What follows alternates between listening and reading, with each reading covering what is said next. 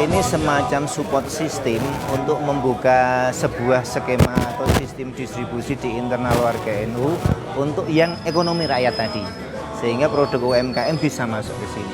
Satu, ini untuk bagaimana dedikasi pimpinan cabang dan pimpinan pusat Ansor untuk bisa berkolaborasi untuk mengembangkan ekonomi anggota. Yang kedua, bagaimana anggota secara pribadi bisa mengambil keuntungan dari sini secara finansial, kurang lebih seperti itu.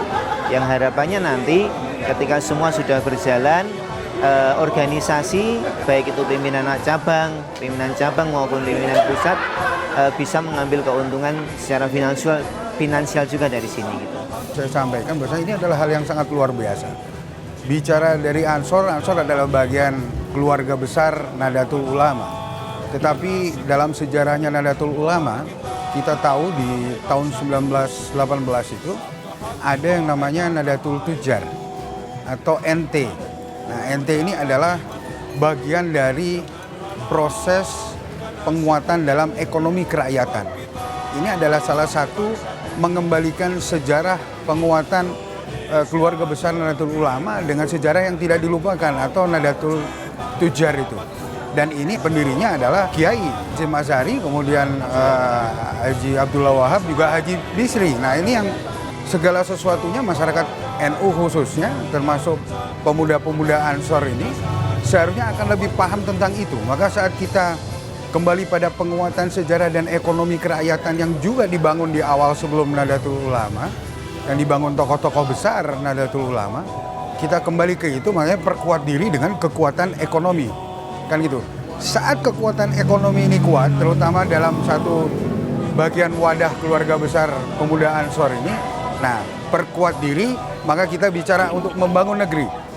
Jelas dalam pembangunan ekonomi kerakyatan masyarakat ini, Ansor tidak lupa akan sejarahnya, mengingat dengan pendiri-pendirinya Nahdlatul Ulama. Dengan kebersamaan, walaupun kita tahu dalam sejarah di 1918 itu adalah penguatan di mana kekuatan tujar ini, kekuatan ekonomi kerakyatan ini dibangun dengan sistem hanya 25 golden di tahun itu dengan secara bersama-sama.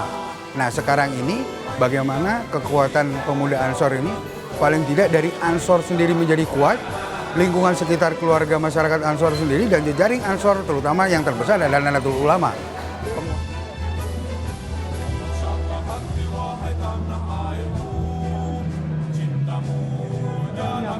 Kami sebagai tim manajer yang diamanati untuk mengelola SBM yang ke-13, salah satu yang ada di Kota Kendal, saya merasa bangga, merasa senang dengan amanat ini, dan saya meminta doa kepada semua jajaran MWC, PC, Muslimat, Fatayat, dan semua warga Nahdliyin untuk mendorong atau menyukseskan dengan adanya SBM yang ke-13 ini.